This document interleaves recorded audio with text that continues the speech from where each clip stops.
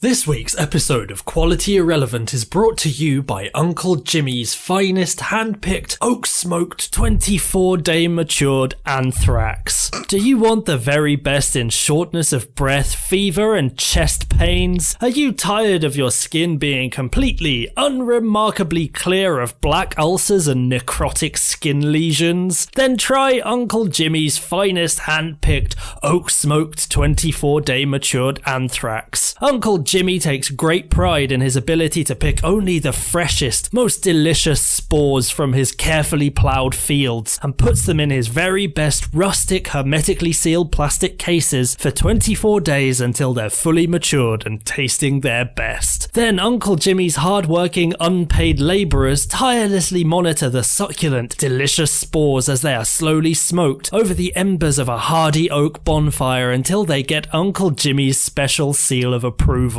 So try Uncle Jimmy's finest hand-picked oak-smoked 24-day matured anthrax today. If you're not totally satisfied, then Uncle Jimmy will personally see to it that his unpaid labourers get flayed alive. Is it like an offer code or something for that? No, I have very weird feelings about Uncle Jimmy. I feel like I was sold on a false pretense to start advertising his products. He seems to know his market and his audience. It seems like he's not just selling you the product and, you know, the thing you actually want to buy. He's telling you an idea. He's selling you a feeling, an experience, a journey. Well, he's doing what I believe in the marketing profession they call building the story. I don't know if that's a thing. I heard a person who had a beard and glasses say I assumed they worked in marketing. Is that like that thing where someone comes up to you at a work do and says, oh, well, what do you do? What's your job? You don't tell them what your job title is. You give them like a short novella around the idea of what it is that you do. Like, you don't give them a title. You just give them an experience. Yeah, I think that's what Uncle Jimmy is going for. One thing I do appreciate about Uncle Jimmy is his sort of homegrown, old-timey charm.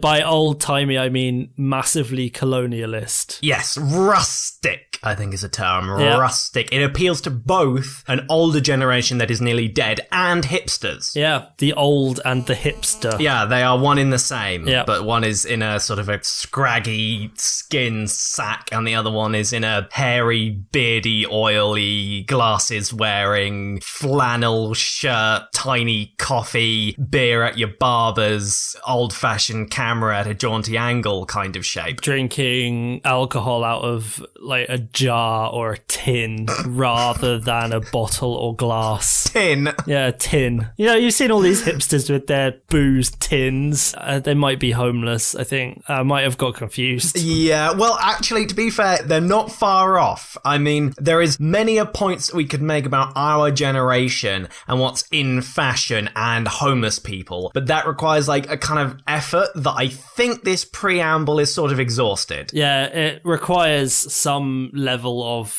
thought and commentary that I am not prepared to indulge in. So I think we can just do the thing that we did one week where we just say hipsters, homeless.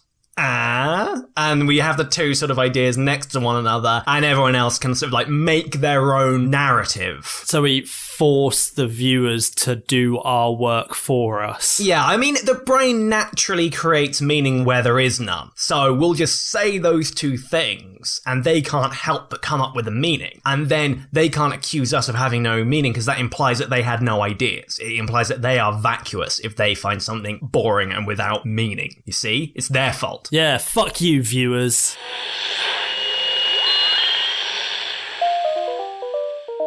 Anyway, enough of that bollocks. Yeah, now on to some more bollocks. Yeah, enough of that horse's semen. That's a horrible image. Enough of that child's penis.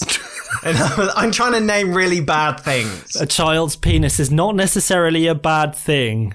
Depending on context. Yeah, you don't want to tell them that. You don't want to give them a complex about it. But at the same time, it's like, you know, it's a threat to society. What, a child's penis? Yeah. If a child gets their penis out, then society will crumble. Well, I would run. You would run from a child's penis. I would. To be honest, I would as well, for fear of someone taking it out of context. That's what I mean. I'd be like, oh, I don't know exactly what to do here. I know I will just run away.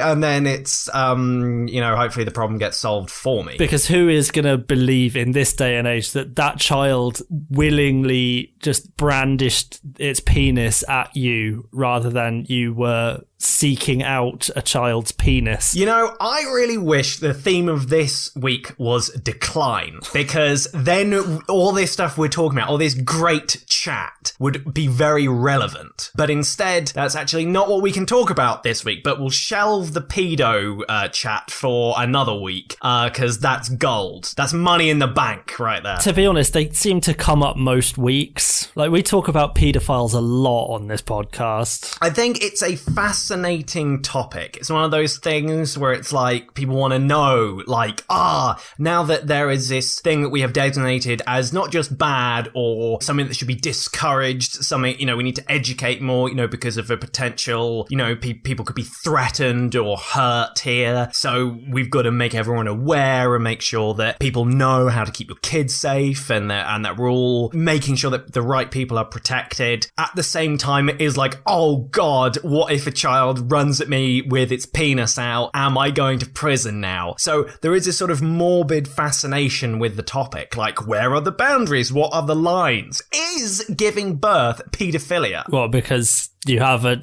baby in your vagina for a short amount of time. Exactly. Is that paedophilia? In many ways, that is the worst paedophilia, because you've got the whole baby up there. Yeah, and there may be a danger. This is a real thing. Orgasm during birth. I mean, that's just, Those women should just be arrested immediately. Yeah. Disgusting. This conversation is making me feel very uncomfortable. Yeah, me too. Instead, actually, it's a bit of a slow week this week. We don't have a lot to talk about, so I think we can probably just end the podcast there. Yeah, I think that's probably best for everyone. There's not much to go on about. We had a topic, I can't really remember what it was, but yeah, I think I'm pretty much done. I've said, wait, hold on. Wait a minute. Yes, okay, there's news. We've got an update. Hot off the presses. Yes, that's it. It's war. War? War has broken out. The peace talks have failed. Alliances have dissolved. We are now at war. Shit, we need like a jingle. Like a sort of like a da da da da da bum bum kind of thing. I think you just did it. Well, no, I'm going to change it and make it bum bum bum bum bum bum. Is that Teenage Mutant Ninja Turtle? Yes. Oh, okay. Yeah, well, whatever. They knew a thing or two about war. They had their weapons and shit. Yeah. They were training. Are we at war with the Foot Clan? This is the thing. With the outbreak of war, Quality Irrelevant is now the official podcast of the war, I'm deciding. So, welcome to the war special of Quality Irrelevant with your hosts Theo and Phil. We will be providing up-to-date coverage of the war as it stands, what everyone is up to, who is doing it, and who's getting a good slap. Sign up today at your local recruiting office. All citizens must apply. Aside from the two of us, of course, because I am a patriot, I think you will find. But I've managed to sort of avoid conscription in my role, as I am providing commentary on the war. Well, in many ways, as the voices of the war, we are superior to all soldiers. I think we have authority over the entire armed forces. Yeah, we provide more value than military action, is what you're saying. That's exactly what I'm saying. Yeah, so I'm broadcasting safely from the home front, supporting the cause at home, fighting the war from your back garden. That's a thing. So that is why it's all right. So I'm not involved in the war, but the war is going on and we will tell you all about it. So Phil, you are standing by to give us all the gory details of who's getting shafted the most. Yeah, I just to give you an idea, I'm currently wearing old-timey flying goggles. I'm not in a plane. I just thought that they would add to the war aesthetic. I believe that that looks are very important in war because perhaps in this situation, the enemy, we all know them. We all stand up against them. We don't fear them. Perhaps if they look over the battlefield and see me wearing the old-timey flying goggles, they will realise that we are serious about the war. Oh, damn right. It inspires the troops to see a man in old-fashioned flying goggles sat behind a microphone, not in the air. I think it is important to show your true colours and inspire fear in the hearts of the enemy, who, as we all know, are all bastards and their mums are prostitutes, probably. I don't know. I don't have confirmation on that as of yet. This is based on very valid sources, but I am just waiting for confirmation about the sexual habits of the mothers of the enemy. Yes, it's not confirmed, but we are reporting it. Yes, we have a duty as reporters during this wartime period to report all rumours, hearsay, fiction about the enemy. And now it's time we ask the important questions about the war. Phil, who are you at war with? There's some people that live upstairs from me. Yeah. They have sex really loud on like a Sunday night. On a Sunday? The Lord's Day. And also sometimes on Wednesday. I believe Wednesday may be what they refer to as their sex night. Oh, or it could be like, it takes that long to recharge. Possibly. I feel like their relationship isn't very good, but they take it out on each other in a sexual manner, and I am left to hear this. I do not like it. It is unpleasant to me, and therefore I have declared war on them. Well, Phil, I think the imagery that you've given us there is very, very apt, because sex has been likened to war in many, many ways. The romanticism of the battle in the throes of a brawl. It's very hard-hitting and impactful. It's quite a romantic act, is war, as is that of making the love. In fact, if we had to encapsulate the war in one image, it would be you breaking down the door of your neighbours as they lie in bed in the throes of passion, and you are screaming and hurling a Molotov at them. I think that is perfect, although it hasn't yet reached open hostility. It is something of a cold war at this stage. I have a big table that has a map of the building that I live in on it, and I have been just slowly moving pieces around it with a big thing that looks a bit like a broom if you cut all the bristles off. It's kind of got a bit of a crook at the end. Yeah, I've been sort of moving around small models of tanks, a Barbie and Ken doll that I've just sort of merged together with hot wax to make it look like they're having sex. That is representative of the enemy, who I believe their mothers are prostitutes. Can't confirm that at this stage. No, but we can report it. We can. We always report about mothers being prostitutes. Yeah. Well, it is good to hear that you are pursuing the war effort with your neighbours, who are no doubt enemies of the state. I believe they are. I have heard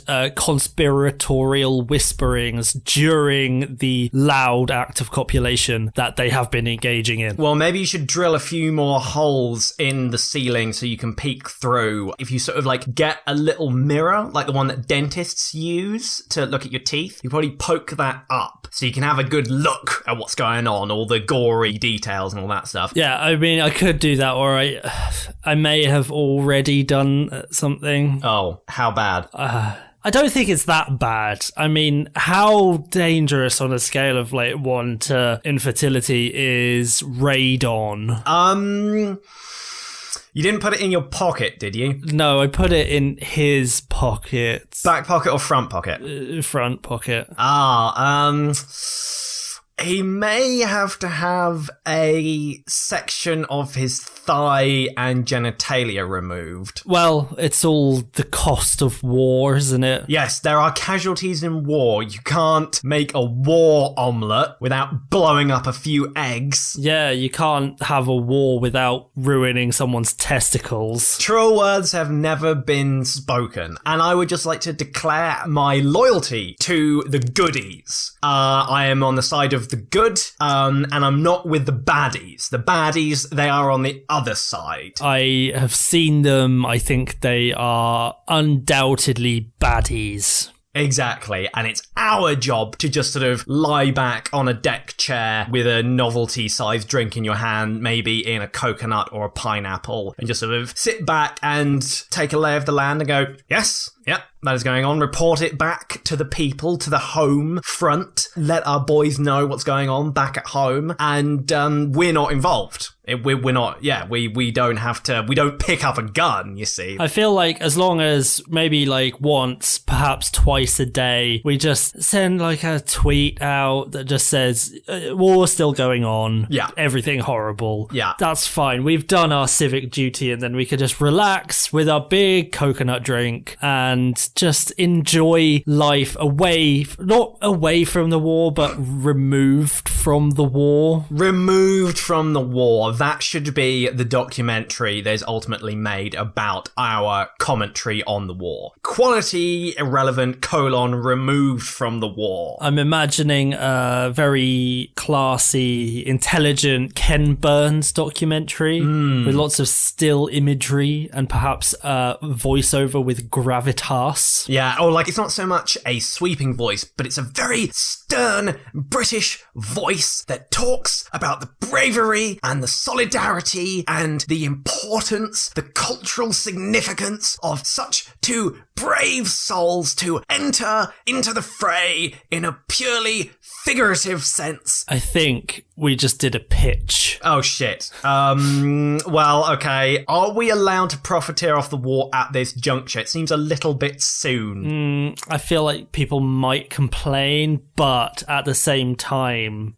someone's got to do it. And if we don't do it, then perhaps the enemy will profit from the war. And we can't have that. Well, it's funny you should bring up the enemy at this point because we have news from behind enemy lines. I'm hearing the news ticker going off right now. The telegram. The Sons of the Brotherhood have successfully destroyed a key strategic target. A party rings factory occupied by the Alliance forces. Looks like the Alliance troops will be without sufficient fun snacks for the rest of the conflict. So it is not looking good. This has now become a war of attrition. Well, that is going to be severely damaging to enemy morale. Devastating times for the Alliance troops. And well done to the Sons of the Brotherhood. The current state of the war is 1-1 and there's still everything to play for. In the meantime, shall we move on to recriminations and sentiments? I think it's important that we do. We need to just further remove ourselves from the war, I think. Exactly. Focus on the boys back home, on the lads and the women's who fight the war in their own way by going about their day-to-day life. Yeah, in a sort of extremely not fighting the war sort of way. Or are they? In their hearts and their minds, Phil. I am not sure that counts as much as with their guns and helmets. Never underestimate the power of resistance of the spirit. I always underestimate that because it is useless in a military situation. I don't know. Yeah, I suppose I've never seen a housewife stab a man with her spirit. No, because she would then be a mutant. Or a witch. I suppose then what you could say is that the resistance of the spirit is only bettered by that of a dinner fork. Yep. Because that I have seen a man stabbed with. Yeah, I think we should get that engraved on something. Exactly. Maybe on the fork itself. Yep, and then stab it right up an enemy. Yeah, maybe we should get a war memorial. We'll have the head of an enemy with a dinner fork stabbed in it, with the hand of a housewife saying, "What do you think of my spirit? I'll fork your eyes out." I like that. I think it will be a fitting tribute to the boys and girls at home. Dignified. Anyway, shall we hear from them? I assume you've got a few recriminations and sentiments for us. As usual, I'm not sure whether these are recriminations or sentiments. That is for perhaps you, perhaps the viewer to judge. The first one says, I was in the mood to host a frisky slip and slide party. This helped me with everything. Easy to use and perfect for slip and slide sex parties. So I like the idea that we are perhaps facilitating simulating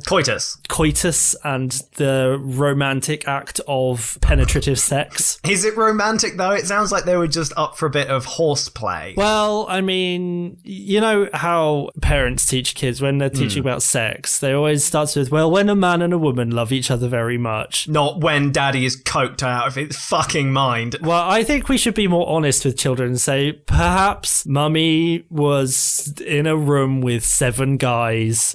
Perhaps daddy was coked off his tits, as you say, in the corner, barely able to get it up.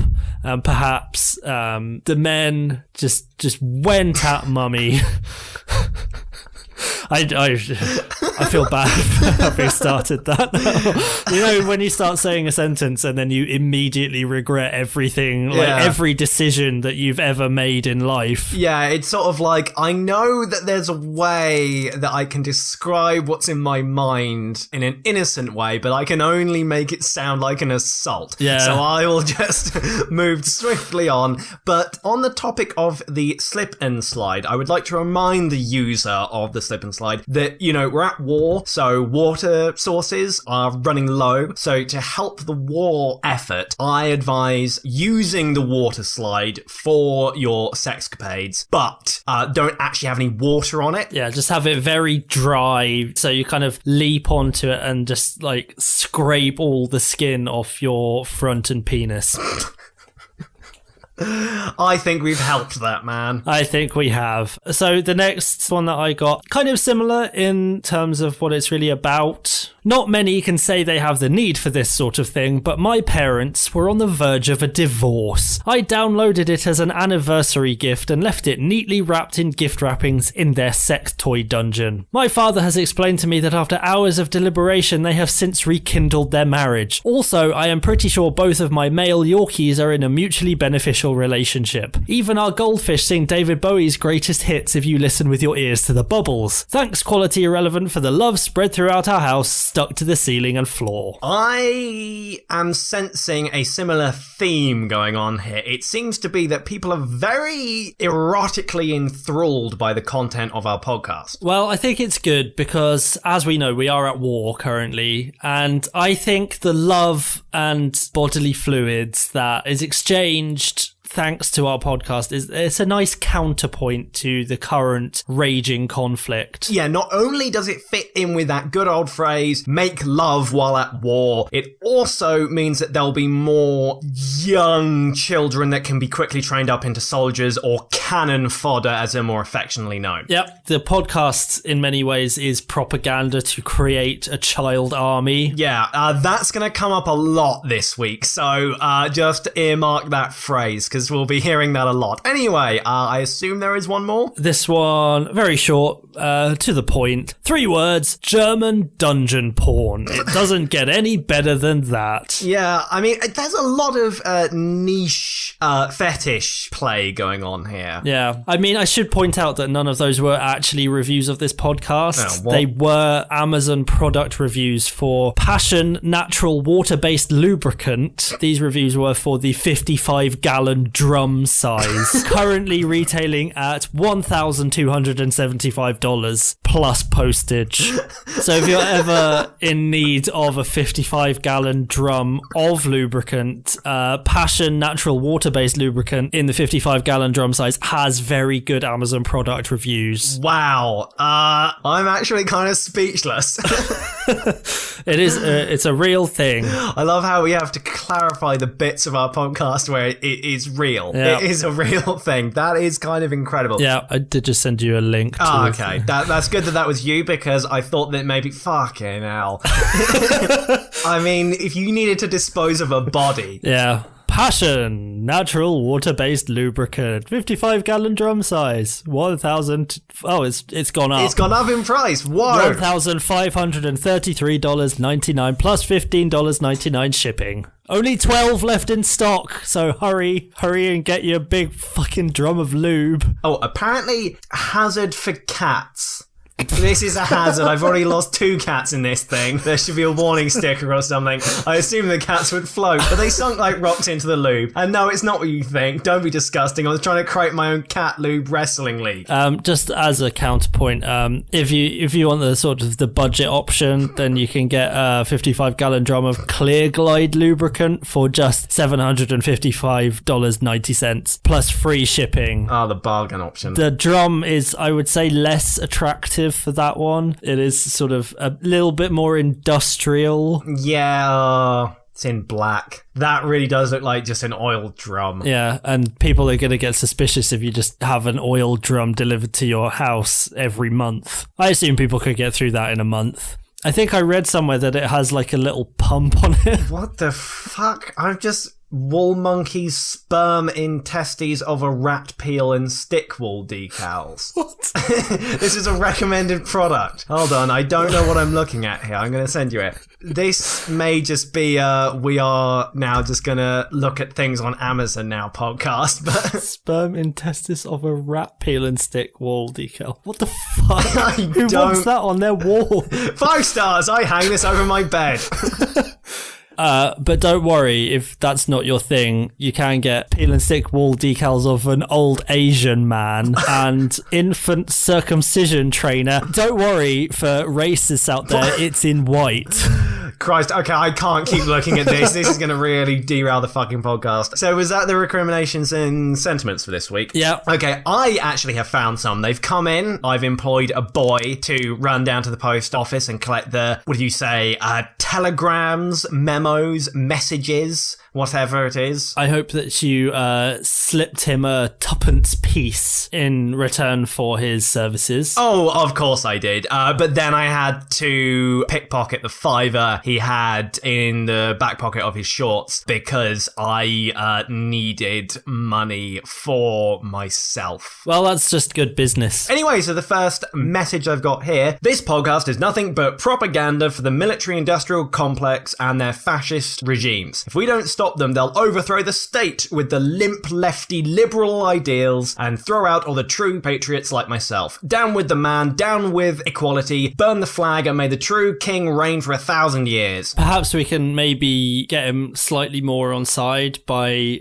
just subtly changing the name of the podcast to Equality Irrelevant. Ah, shit, I've just realised that might be a genuine bit of vandalism that occurs at some point. I've also realised that I sort of just did an actual joke there, so I feel a bit uncomfortable for having done that. I'm very sorry. I think I've changed this podcast. Anyway, going back to that last guy, I think in these trying times, I think it's a message we can all get behind. And speaking of messages we can all get behind, here's the next one. I listen to Quality Irrelevant from the front lines, and I can honestly say I'm about to eat the barrel of my service revolver and decorate the wall behind me with my fucking brains. So all I have to say to that man is, hang in there, soldier. We can't have our Tommies topping themselves on the front lines. So inform your commanding officer of your predicament, and you will be appropriately executed at dawn for desertion via suicide, as you damn well should. Well, you've covered all the bases there, I think. Damn right. If this podcast, I mean commentary, I mean newscast, whatever the fuck this is now, if this drives you mental or to the brink of suicide, how the hell are you going to deal with the hordes of the enemy running over the top with their curved blades and futuristic laser weapons? How the hell are you going to deal with that? Think about that for a bit before you eat the barrel of your service revolver, for fuck's sake. Yeah, and what are you going to do when you see the enemy's armoured war blimps coming over the horizon, raining fire down upon your cities? Are you going to wee yourself, or are you going to man up and shoot a cannon at them? I am getting orders from the front lines that troop suicide has increased 1,000% in the last 30 seconds, as has weeing. I feel like that's unrelated to this podcast, though. Well, this is broadcasting out live through the trenches, so hello to our boys down there. Good luck.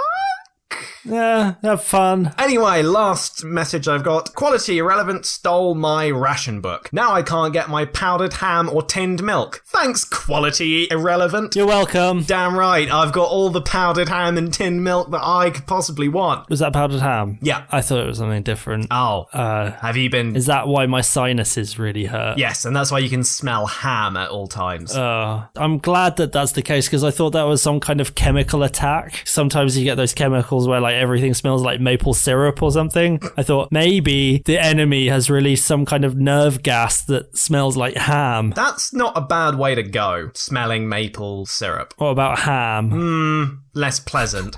It's not the best smell. Well, I assume that, all the research you've been doing into the products for old Jimmy. Uncle Jimmy. Old Uncle Jimmy. I would have thought that you'd know fairly quickly what constitutes deadly chemical warfare as a sort of like a knee-jerk reaction based on your product sampling and tours you've been taking of the old farm, as it were. He keeps a lot of stuff from me. He doesn't necessarily divulge his processes with me. I'm sort of just the face of Uncle Jimmy, not in a literal sense. He hasn't like cut mine off and put it on him. Okay. I'm with you. Yes, right, I am the metaphorical and symbolic face of Uncle Jimmy's homemade war factory. I don't know what it's called, but he does a lot of war. He had those war hyenas the other week. Maybe get him in on some contract work for the war effort. And some prostitutes. Well, that's fine. I mean, meth. I'm pretty sure if you... Lots of meth. You got to keep your soldiers happy. Prostitutes. Well, that was a thing one week, wasn't it? Yeah. I don't remember any of the others. Back to the war. I have sad news, tragic news from the front lines. Colonel Daniel Radcliffe has passed away, leading the charge at the Citadel. He fell in battle when he tripped on a Kinder Egg he had been attempting to open and skewered himself on his bayonet. Colonel Daniel Radcliffe, who was 26 years old. He is survived by his wife, Amy Yazbek, and their 14 children. Our thoughts go out to Colonel Radcliffe's family at this sad time. Now his watch is ended. So... Bye, Daniel Radcliffe. Or maybe it should be Daniel Sadcliffe, because he died, right? That is a classic joke. It would be even more classic if he died falling off a cliff. If only he fell off a cliff. Yeah. What a prick. Yeah. Yeah, it's a shame it's being broadcast live at his memorial, but... Hi, everyone. Sorry about the thing I said. Or, no, Theo said that, didn't he? Sorry about all the things Theo said. Hope you're having a nice day. I do like the idea that your brain doesn't let you separate out what we say anymore. Like it's just kind of merged into one thing. Like you can't tell which one is you anymore. No. We've been listening to ourselves for so long we forget which brain is one of us and the fact that the other one isn't the other person, Well, I feel like we've had a lot of occasions where we have had almost exactly the same thoughts in the week between recording sessions. It does seem to be when I've got an idea, I'm like, I'll introduce this idea to the podcast. Like a shot, you're already hitting the points I was going to get to, 20 minutes before I was even going to bring them up. I mean, you brought up the idea of a child army way earlier in the podcast than I was going to. So, well, we are different people, right? I'm not so sure. Perhaps there is an element of the hive mind. And if they allowed us to do those experiments on the army, then perhaps they could have had a hive mind as well, and perhaps we wouldn't be doing so badly in this bloody war. Damn right. We have got a update on the war. They said it would be done by tea time, but was it, Phil? They were wrong. So wrong. It's now 9:05. I mean, come on, guys. Could you not have wrapped this shit up by now? Well, this should get your blood pumping. Chris Evans and Robert Downey Jr. have been punching each other in the face for 18 hours now. So this is really an emotional roller coaster. There's no sign of either side giving in. So, It is in many ways a thriller in Manila. I believe they are in Manila at this stage. Oh fuck! No, sorry. It's a not a thriller in Manila. What's the thing? I don't remember. You do not want to know the thing that I just thought of just then. What did you just think of? I just thought, is vagina gravy a too graphic a nickname? Sorry, I don't know what the fuck that was. Okay, we definitely don't have the same brain, because I wasn't thinking about vagina gravy.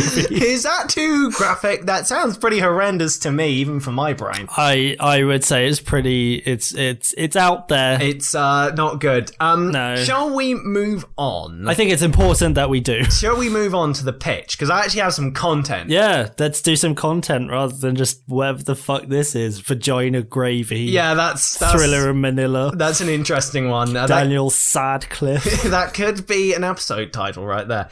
That can't be an episode title. Jesus Christ.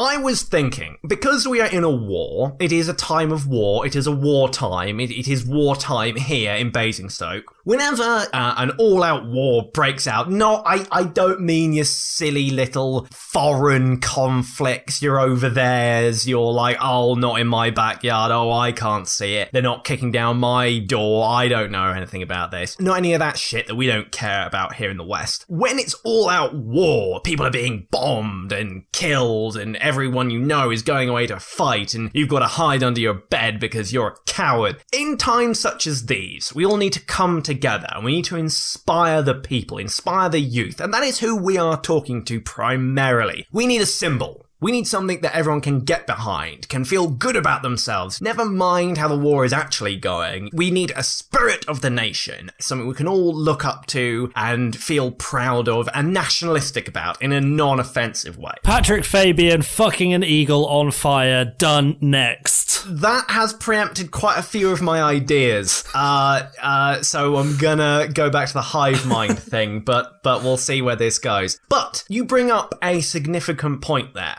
Hollywood actors. They are people who in times such as this, people turn to. You know, they look and say, what do we do? The mushroom cloud is on the horizon. What good are you now? What skills do you bring to the table? In times such as these, you know, we look to the movies and the television and the YouTube and the Netflix and the wireless and the radio and the stage and the screen. And the Vimeo on demand. The Vimeo on demand. And the Amazon Prime instant video. The instant video Amazon video. All of these things. The Hulu. We're British, we've never heard of that. What is Hulu? I mean Basingstokian. So, we... Yes, right, yeah, I remember now. Popular culture, media. Immediately, as soon as a war breaks out, there are films being made about the war, there are TV shows being made about the war. People want to know what's going on. They need their fiction to reflect reality just that little bit so they get a sense of, how do I feel about this? What should I feel? What does the nation think? What do other people think? What's my role? This is a good time to educate and bring people together in our entertainment. So, you mentioned the patron saint of this podcast, Patrick Fabian. He will save us all. He could be the symbol that we get behind. And this could be his breakout role. I mean, again, not to profiteer, but people like the dramatic roles. You know, this could be his Oscar. You know, if he stars in a dramatic drama about the war, then maybe people will turn to him and go, oh, well, he got us through that conflict. Maybe he should be the man in the next film. Are you setting up Patrick Fabian as some sort of, you know, that guy in Inglourious Bastards who is like the German film actor and he... Baron Zemo. Yeah, I think so. Yeah. Baron Zemo is in the tower sniping British people and he actually did that in real and then he does it in the film, but he's all like sad about it even though Hitler loves him. Yeah. Is Patrick Fabian going to be that, basically? Are we going to force Patrick Fabian to fight in some sort of heroic act just so we can have better marketing for the propaganda movie that he stars in as himself? Now that's a fucking good idea right there. We're going to workshop this a little bit, but I think, yeah, what we can do is film in some actual war zones and conflicts and maybe use that footage as part of the film. That could work quite well. We'll come back to that idea because that could work very, very well. We're not going to have him snipe civilians though. That won't be our thing this week. That's when the film pitch of Patrick Fabian in Phone Booth. Just again. Just not even a sequel. Just Phone Booth again. Just the same. But from the sniper's point of view. It's way less engaging. Right, so this is my idea for a TV series or film or whatever, haven't decided yet, but this is going to be our media, our message to the people, and the youth especially. It begins with an opening shot in the desert, and someone, let's say James Franco, is walking along. He's or running. In fact, it's dramatic. He's running through the desert, and then he trips over a thing, and then his arm gets trapped under a rock, and he's there for like 3 days. But when he tripped over the rock and it fell and crushed his arm, it lets out Rita Repulsa, who is played by Elizabeth Banks, and she's like, after 10,000 years, I'm free. It's time to conquer Earth. So, sorry, Rita Repulsa was living in James Franco's arm. Yes. Was she, like, trapped by some sort of Power Ranger magic? It was originally going to be the rock was covering the thing that she was trapped in, but I like the idea of that Elizabeth Banks does live in James Franco, maybe. Yeah, the Powered Rangers put her there. So she's like, time to conquer Earth! And she points up at the sky, and there's Earth in the sky somehow. So that's dramatic. Whoa! What the fuck? I thought you were in the desert, and now there's the planet in the sky that we're on. Jesus. So James Franco falls down a hole on Tatooine. Or the moon. I think it's meant to be the moon. Okay. But it's the desert. Gets his arm trapped under a rock, and Rita Repulsa, Elizabeth Banks, comes out of his arm. Yeah. That's what we've got in this movie so far. Yeah, and she's going to conquer Earth. So then we cut to the command center, right? Which is also in the desert somehow, but on Earth maybe. Or maybe the moon. I don't know. It's not clear. Anyway, Zordon is there in a big tube, and he's played by John Carroll Lynch. And he's like, oh, blimey, Alpha, get us some fucking Rangers right quick. And Gerard Butler is there, and he's playing Alpha 1, the android or robot. Did we decide the difference between an android and a robot? Anyway, we can't get into this. Fucking hell. And he's like, aye, I'm Scottish. And he like hits some buttons and some people show up. But they're not just any old fuckers. These are teenagers with attitude. All right? So we've got Patrick Fabian, Sean Pertwee, Dylan Baker, Leslie Bibb, Mercer Joan Hart, and James Spader. I mean, that is a cast. Fucking hell. Also, I remember when all of this factually happened at the beginning of the war. Exactly. This is live. Or retrospective live. Preemptively live, all right? This is a retelling of events as they occur. We have a perspective that no other person has of the war, and we can retell that story for all to see and hear. And exactly. Smell, possibly. Technology allowing. I mean, we have futuristic laser weapons and war blimps. Can I ask you a question about James Spader in this film? Yes, of course. Slash TV, whatever this is, whatever this ends up being. Is he wearing any sort of headgear? Because if you'll remember from my pitches, James Spader always wears a hat of some kind. I suppose you could cram a hat under the helmet I'm about to put on him. I think it's important that he does, but it can't be a fedora or a bowler hat because he's worn both of those in my pitches already. Okay, it is a black beanie. Okay, that's fine. Because he is the youth.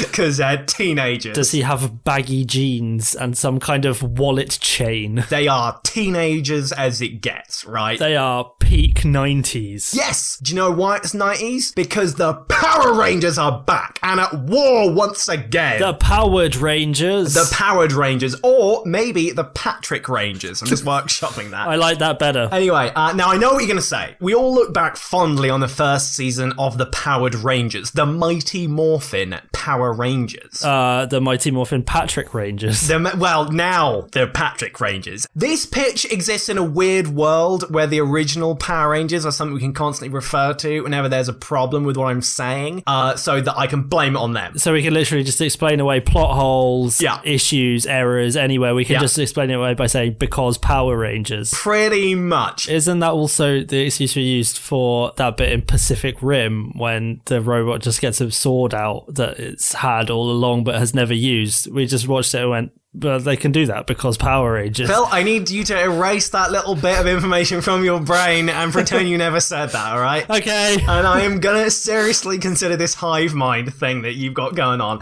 Anyway, there's the issue of race. They have a race. The issue of Race. Are they going to race each other? Are they going to race each other on bikes? It is the race issue. Cars? Are they going to race cars? Sometimes they did have cars. Remote control cars? Oh no, sorry, it's a bit modern nowadays, so are they going to race drones? Oh god, there's a parallel there between some of the Zords and drones, which I'm going to have to come back to, and like just bombing innocents with a big robot that you own. Anyway, no, I see what you're doing here. You're being evasive, you see, because you don't want to talk about this, because you know that this is a problem. Yeah, I'm more just concerned about what you're going to say and how much trouble we're going to get in. Well, this is the thing. The original series, for those not in the know, got into a little bit of trouble because they cast certain actors that happen to be certain races into the roles of the Powered Rangers who were of a certain colour that seemed to reflect or be associated with portrayals of their race, is how I'm going to frame that. The black guy was the Black Ranger. Yeah. The yellow ranger was Chinese. Yes.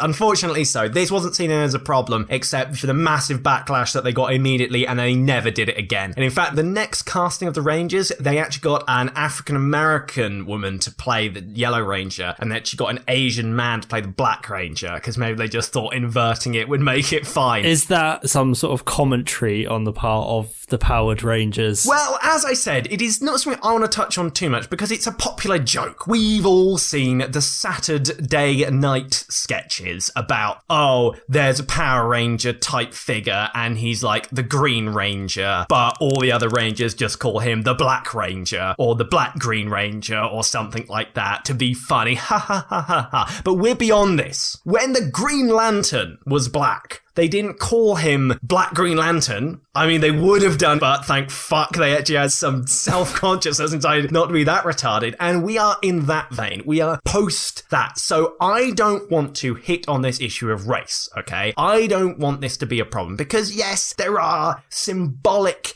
issues with certain aspects you use to portray certain people. I've got a solution. The final solution to all of this. They're all white. As you notice, all the actors I've cast, they're all white. That's fine. And in terms of like, is it going to be a pink ranger and a blue ranger? No, they're all the white ranger. I think they should all just be the beige ranger. I'm going to say they're the white ranger because he was the best one. Remember in the show, the white ranger was the best one? Oh yeah, wasn't he like Jesus? Yeah, Jesus was the white ranger, and white is all the colours at once, you racist. So that's okay because, and in fact, we'll actually get Patrick Fabian will look at the camera and say, we're all white, but that's okay. White represents everybody. This isn't racist. Oh, I like that. So all their costumes are white. They're wearing like fencing suits, those sort of like unadorned, just fencing suits, just white. Yeah. They're just completely white, and they've got motorbike helmets on. They're all white, including the visor. Yep. So if we just remove all race from the Powered Rangers, then everything is just fine. Yeah, whitewashing, I think, is what it's known as. So that's all fine. I mean, it sounds fine. I think it's fine. Anyway, so they transform into their Powered Ranger suits, or the white suits, and they all get together and shout, "White power!" And that's all fine. That's all fine.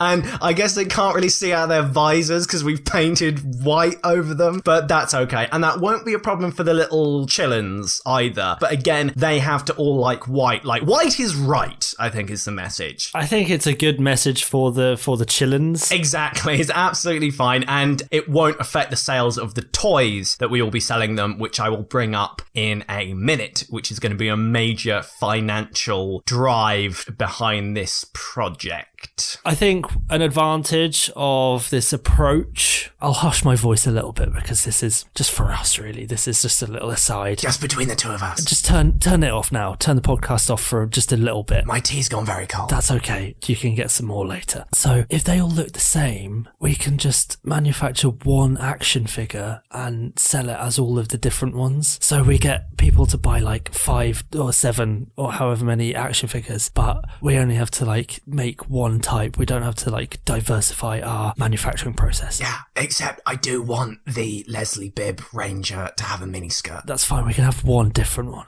But all of the rest, I think, should be the same. How about we go ultra progressive here and we sell one Ranger figure, but we include an attachable white miniskirt in every package. So it could be like, oh, you decide what's going on under that suit. Should we include, like, detachable male and female genitalia?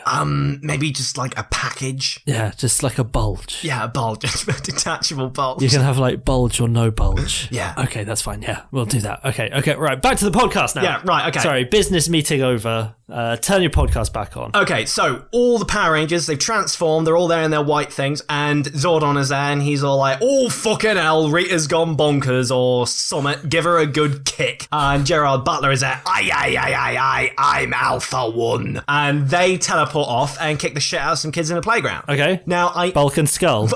Now, they come up in a minute. Oh, okay. Sorry.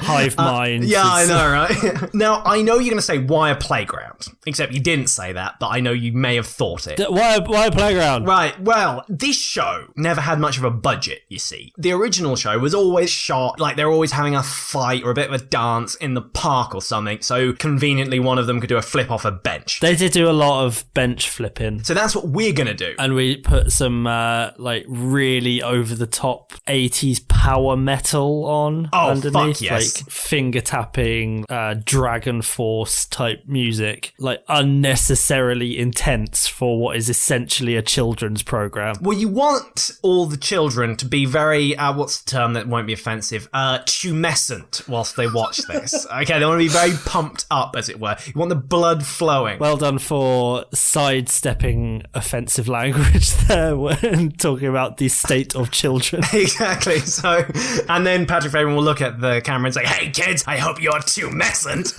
And that's all fine. Do we have subtitles that say this is all fine? Yeah, we'll just flash that up very quickly in about 50 languages so we can cut down on production costs. Okay, good plan. As I said, we need to workshop this. This is why it's good to talk with a like mind, a hive mind, as it were, because then we can iron out some of the kinks, or rather the bits that I know are really not okay and I can't get away with. So instead of fighting children, why don't we change it? So it's not kids, but it is putty patrollers. Okay. And the putty patrollers just happen to look suspiciously like prejudiced depictions of our enemy in real, so that the kids know that they're evil. Now, I'm not going to describe how they look because I'm scared of doing that and sounding very xenophobic. But after the show, in private, I want to show you some very detailed drawings I've done. Let's just say between the two of us now that they look a bit ethnic. Hopefully that's suitably ambiguous for now. So okay, I think that's fine. To say that we are just fighting against an ambiguously ethnic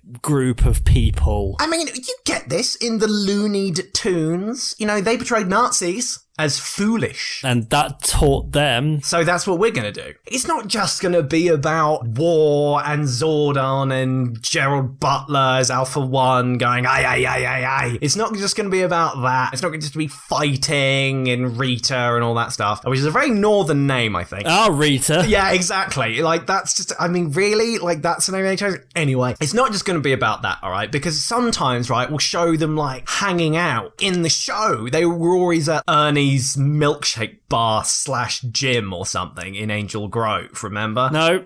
There was a big fat guy who like ran a cafeteria and they just had milkshakes all day and went to the gym. Well, that's good because they went to the gym because otherwise you just get fat from milkshakes all day. So like the pink one and the blue one were at the bar and then the red one and the white one were having a fight in a ring and they were all like throwing money in and stuff. And then the green one maybe was like doing a flip off at like a pole or something in the background. Yeah. And we can have like funny scenes between them when they're not in their suits. So we'll have like Sean Pertwee talking to Leslie Bibb and he'll be like, I had a real fucking problem with your conduct out there. Don't you do that again or I'll have your fucking badge. I'll shove my foot up your fucking asshole. It's not entirely clear why he gets to pull rank on her, but he does. Well, because he's a man, I think. Yeah, I think there's like an implicit structure of power. I mean, it's no mistake that in the first and subsequent incarnations of the Power Rangers, almost all the time has it been the strongest white male has sort of taken on the leader role. Even when they bring in new Rangers, and it's like, well, obviously the white guy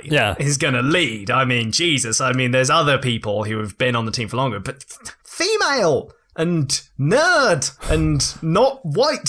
So, I mean, obviously, the powerful, the Patrick. The Patricked. That was horrific. The Patrickful will rise to the top of the pile, and the weak, the unpatrickful, will be crushed underfoot, I think, by the patriarchy. But I like it. It's good. I'm glad that we sort of skipped over my massive sexism. There's a lot more coming, just to warn you. What, sexism? And of this. Just this, more of it. I got writing and I came up with some more ideas. It doesn't get any worse. Okay, so we've hit a plateau. It's not going to get more offensive than this. But you mentioned earlier Bulk and Skull. Yeah. In the proper incarnation of this show, they just kind of hung around. They looked like they were about 40 and they were just in a school. Yeah. That was weird. But we'll have them in our show, the same actors. And we'll do the thing like they walk in and the music will come in and go, what?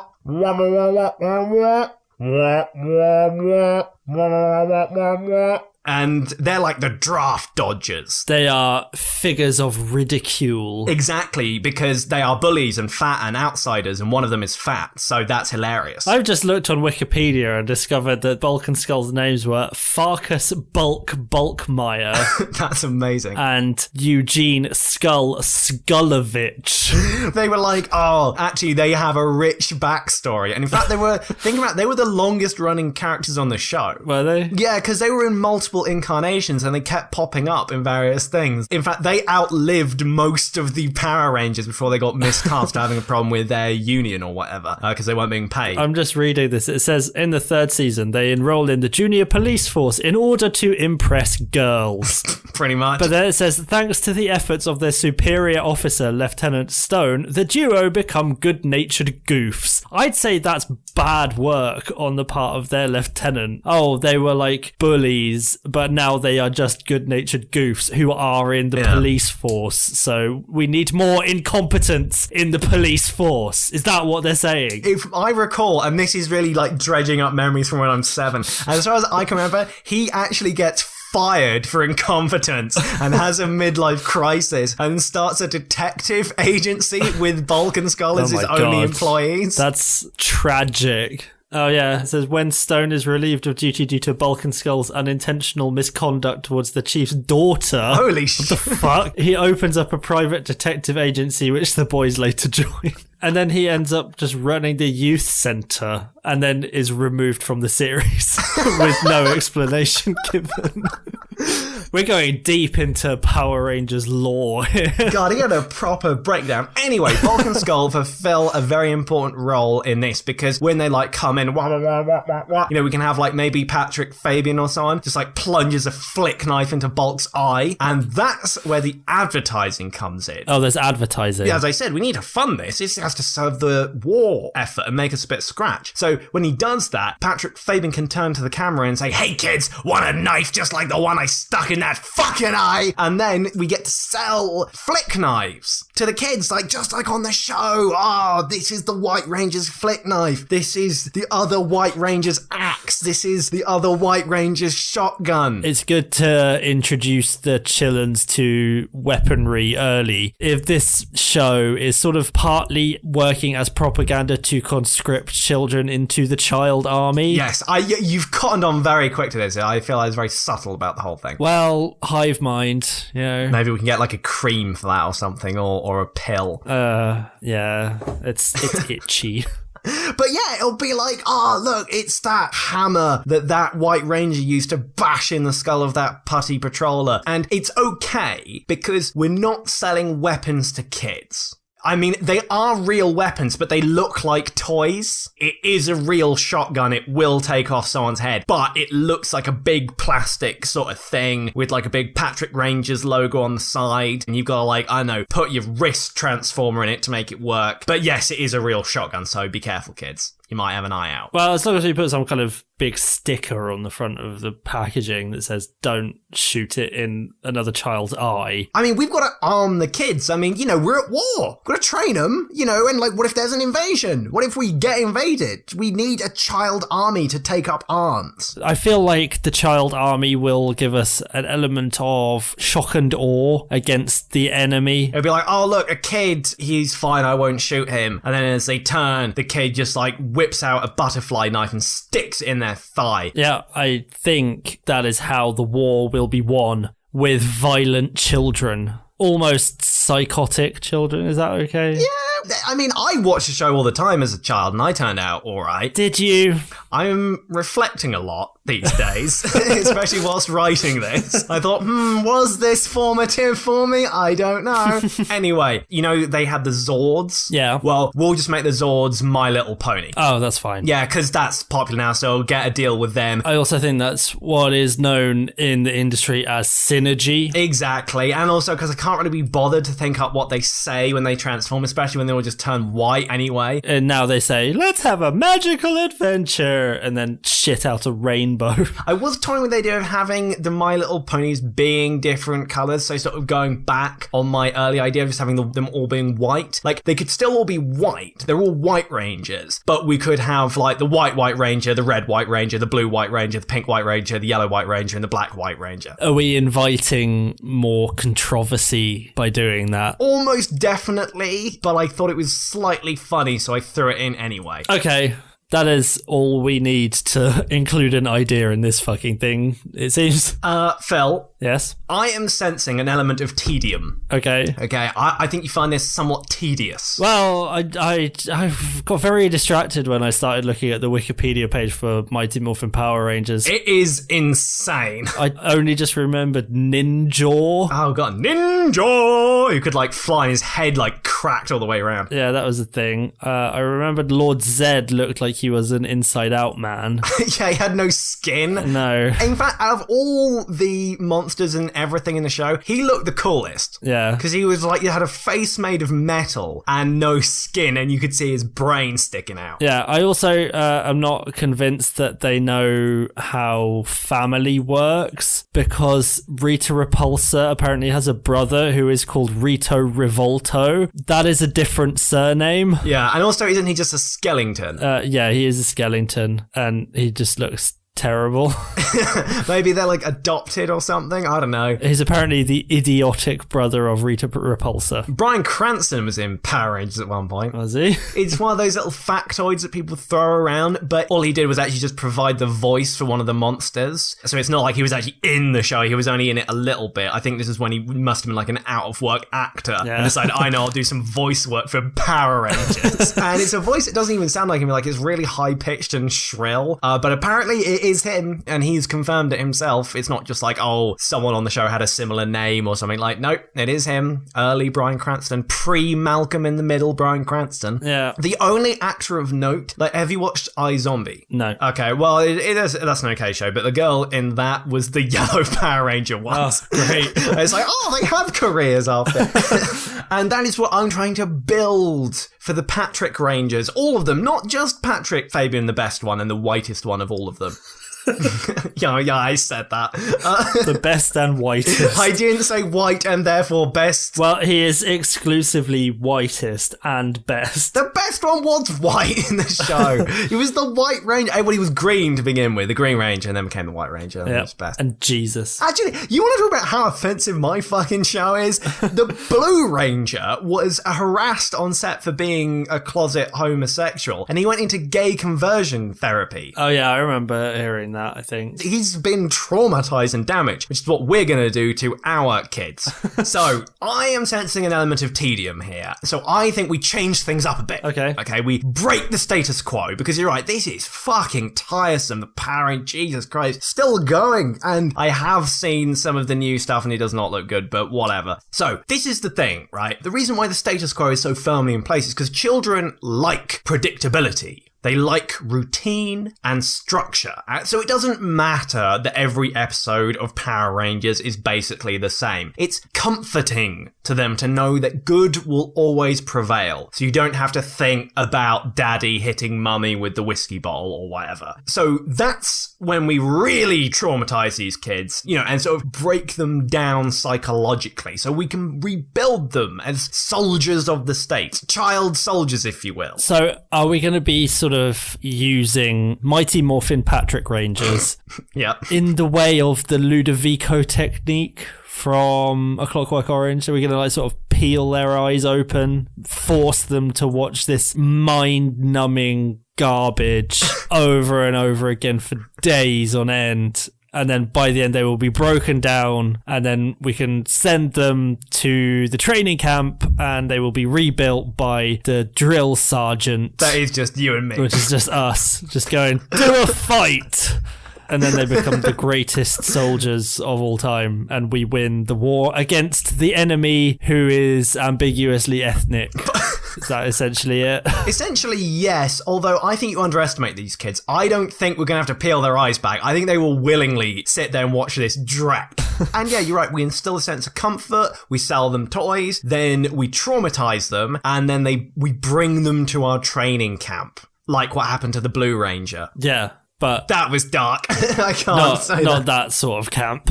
Probably. Even though what I'm saying is horrific, they did this on the show. There would be some big dramatic event that would go down, like the Rangers would lose their powers, they'd leave the Zords out in the rain or something and they get destroyed, but then they get loads of new costumes and new Zords and stuff, so there was loads more plastic shit that your parents would have to go and get. And we loved it as kids. We loved this, I want the new Zords, or they're so cool, and mixing things up a bit. You had that moment of trauma and then everything's okay again and everything's back and then you're reinvested more so than you ever were before. So we're going to do the same thing, right, in our show. So yeah. Flash forward 10 years into the future. All the same actors are just still in the show. Oh yeah, of course. And we'll get Patrick Fabian to look directly at the camera and say, it's 10 years later. Everything is different now.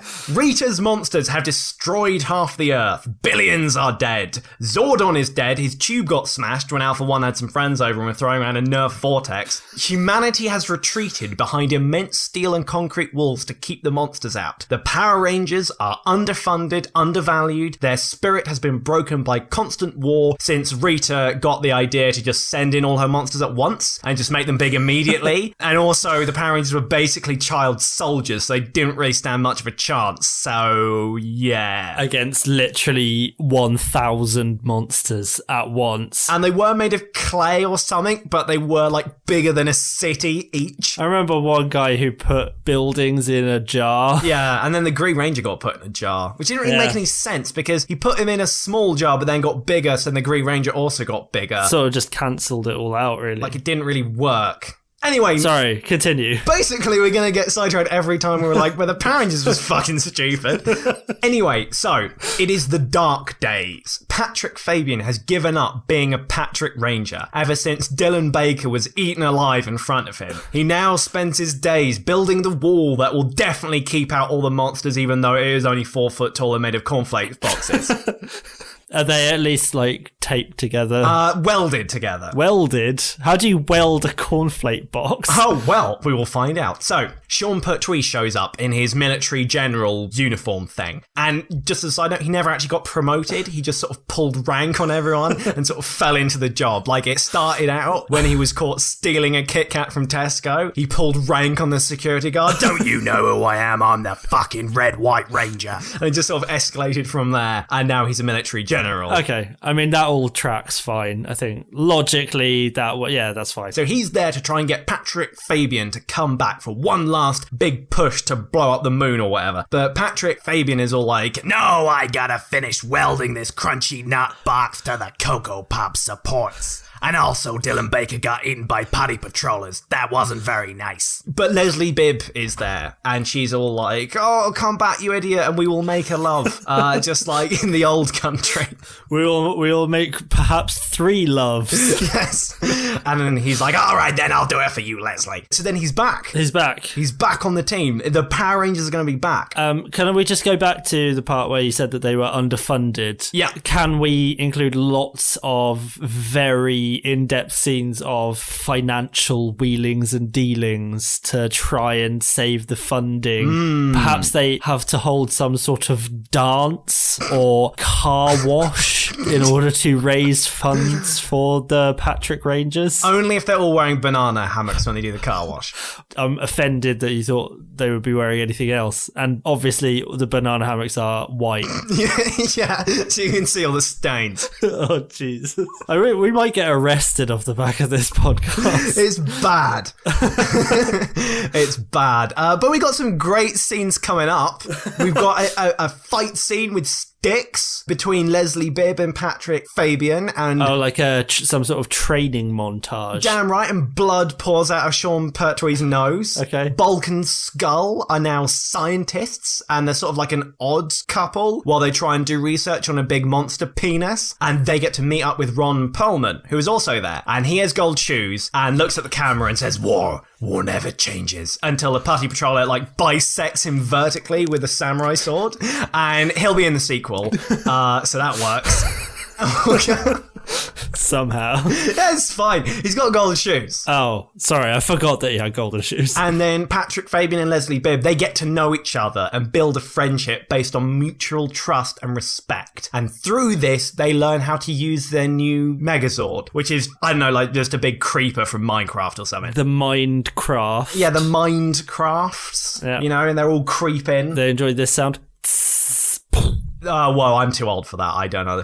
That went straight over my head. Yeah. Oh, I'm sorry. You need to connect with the kids. I think you're in charge of the marketing to the youth. Okay, I will be the child engagement. No, that doesn't sound right. We're having to redact a lot of what we say on this podcast. Should we just redact the podcast? Well, I've got a good bit coming up that I can't wait for. Okay, let's power through. Let's Patrick through, I'm going to go with. But Sean Pertwee gets to, do a speech where he's all like, today we are cancelling the apocalypse, as blood pours out of his nose. And then he takes James Spader's son on a suicide mission and is unapologetic about it. We're doing this. And he's like, no, don't make me. I don't know why he sounds like that, but he does. And James Spader is there oh, I don't think this is all right. But Sean Pertwee is just like, fuck off, and sort of straps a bomb to James Spader's son's chest, throws him in a Zord. We've gone mad with Patrick. Are we really doing that? Yeah, we're going to do that. And it will climax as the last surviving Patrick Rangers and their Megazords are facing down Rita's biggest monster yet. A great big fucking wombat. And Bulk and Skull work out the secret to overcoming adversity, defeating evil, standing up for your friends, and being a hero. And do they have a celebratory kiss? Yeah, they do a big kiss, and the secret is use a big fucking sword to cut your enemies right up, son. Yeah. Slash them up, you toilet. So they just whip out the sword, cut the wombat in half, just like Ron Perlman, which is where they got the idea from, and then they just cut the moon in half. Any movie that ends with the moon being cut in half is a good one, I think. Yeah. What about Rita Repulsa? I don't really care, because at this point the credits are rolling and they go by really quick. With jaunty sitcom music, Yeah. That could be the anthem of the Power Rangers. Can we have a post-credit sequence where it's just a punishing, penetrative sex scene between Ron Perlman and Rita Repulsa? I would like to think they get together in the end, because he's in the sequel, so... He is in half, though. He's, got, sticky tape. So he's, just back together, and that's okay. I have realised that we have a problem here in that I have basically proposed a film rather than a TV show. Well, I think what you've done, you've been very clever here. What you've done is the first half of this pitch, in many ways, it was a TV show, and it was for the chillins to re-educate them and get them off doing all of that stuff that they were doing before naughty and making them into a child army. But the second second half, you have in many ways created a film sequel to the TV series. A cross-media entertainment platform. Indeed, if all of those words didn't make me want to throw up. Oh, fuck, I forgot James Franco was in our film. Oh, yeah, he was on the moon. Or Tatooine. Or something. Anyway, he's dead. Oh. Well, I mean, yeah, they cut the moon in half. Yeah, he's downly fucking dead now. They cut it right down the James Franco cleft. So yeah, that is all done. What did you think of the pitch? I thought it was quite good. I'm quite proud of that. You brought back some terrifying recollections of the Powered Rangers, which I wasn't quite prepared for. See, trauma. They got in your mind. They got in you. They did. It's very real. Too real in many ways. I killed a man. Trying to do a Power Ranger kick off a bench. Yeah, well, it dislodged his brain. He went blind and then fell into a thresher.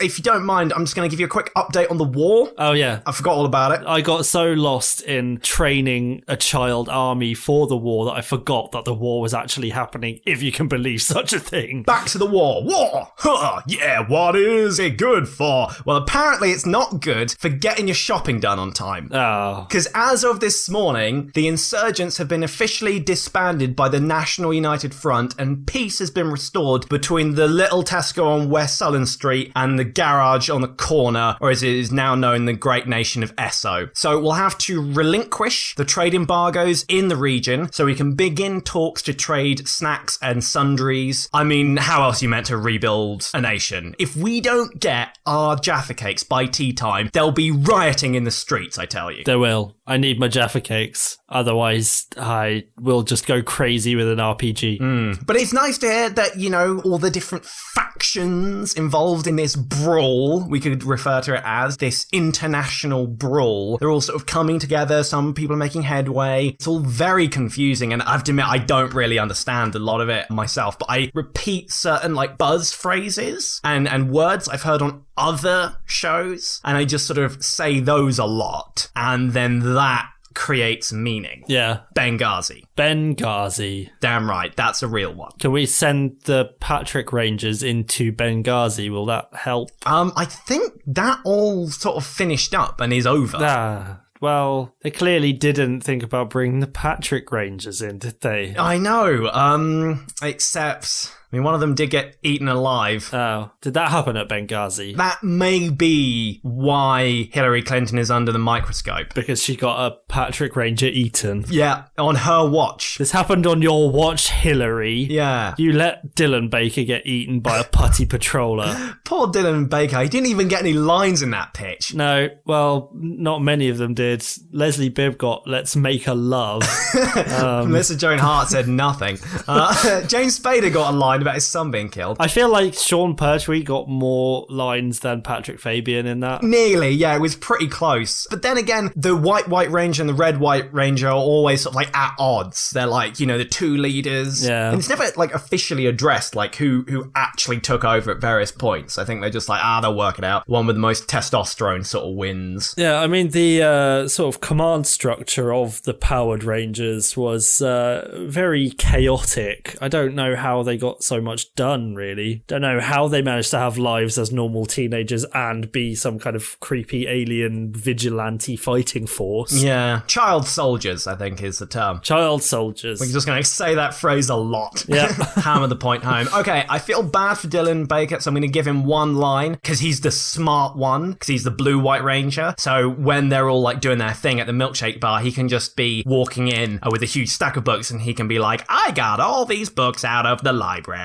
And that's promoting use of the library to kids. Use the library, kids, and you too could be a Patrick Ranger. Do we have like G.I. Joe style PSAs at the end of it? Or is just Dylan Baker just going, I'm a nerd, but I'm a Patrick Ranger too. Go to the library and maybe you'll be able to cut the moon in half. The more you know.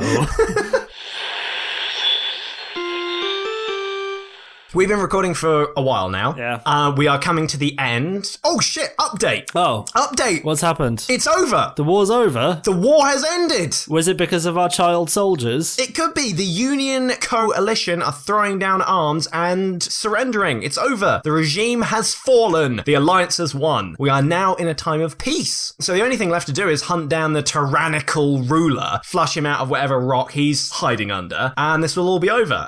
He's probably hiding out in some basement somewhere, just counting the minutes until he's captured and executed. What a prick. Yeah. I mean, weren't you in a basement for a while? That's neither here nor there. So we'll be winding down here, going over the highlights of the war, all the hits, the classics, the highs and the lows. Phil, yeah? What was your favourite bit of the war? Oh, the fall of Arcadia, when we saw all of those wonderful pieces of imagery. I was mostly looking at it from a sort of aesthetic point of view. That moment that we were watching and we saw as Thomas Jane hurtled himself into the breach with his flaming sword and single-handedly carved through the invading enemy forces. But alas, he was lost. A proud defeat, I would say. A proud defeat. Yes. One that will live on in the history books. Yes. Or the history Vimeo. I don't know what kids do these days. It was a little bit of a shame seeing the other side Instagramming, dousing his flaming sword with a stream of piss. Yeah. That sort of took the poetry out of the moment, I think. But history is written by the best people. The best ones. The most dominant ethnic group, I think. How hard are you fighting the urge to say the whitest? So hard. Holy shit. I have to say, seeing the People's State of Rashklotvia fall was definitely a low point. They will be missed. They did a marvellous breakfast, so definitely sorry to see that go. I mean, the fact that we did literally see them fall into the ocean, that bit of the country is just not there anymore. It just sunk into the ocean. On fire, though, so it saved the few who were aflame with drowning. Yeah. Small mercies. That's all we can hope for in wartime. Well, I like the bit when Harrison Ford kamikaze bombed that oil rig. It didn't have anything to do with the war, but man, that went up a treat. Yeah, it was visually impressive, if unrelated to the war effort. Yeah. I enjoyed Jeff Goldblum's defense of the eastern coast from the falling city of Nepal. It fell from the sky onto the eastern coast. I don't know how it happened. We're not the ones to give all the details. We just cover the news. Who can say what happened here? Who can say who's to blame? We're just swept up in the majesty of the moment. Seeing Jeff Goldblum waving the Brundlefly flag in the face of adversity. I mean, these are powerful images that capture the mind. We're just swept up in the romanticism of the war. There's no point blaming people, whose side was at fault, who lost, who caused all the damage, whose fault is this, who's gonna get punished, who do we really want to see got and accused of war crimes. We don't have to go into all of that, Phil. What have we gained from this war? Poetry, art, Patrick Rangers, the fall and rise of heroes of war. I think it has all been worth it.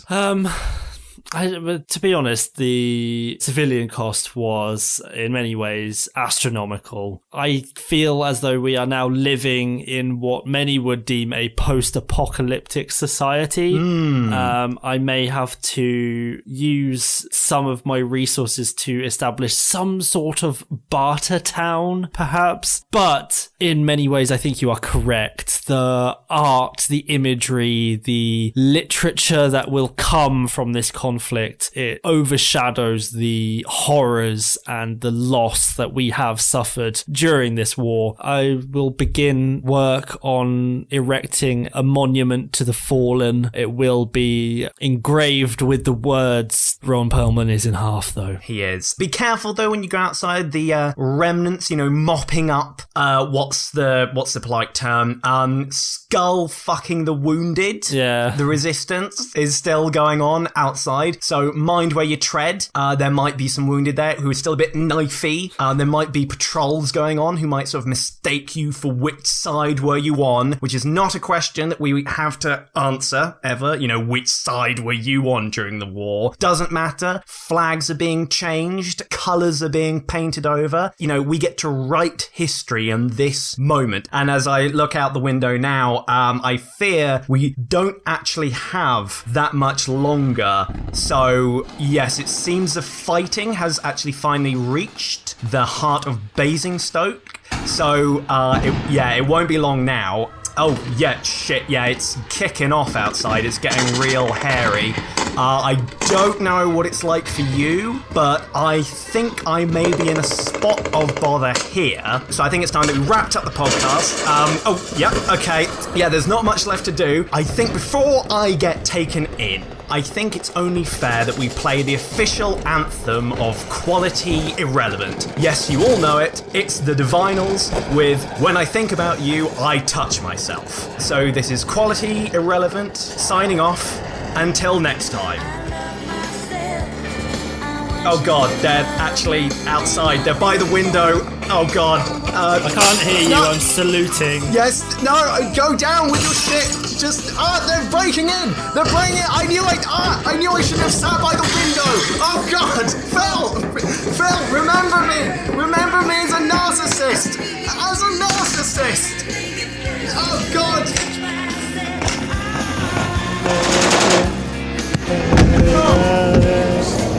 When I think about you, I touch myself. When I think about you, I touch myself. Oh, he's gone.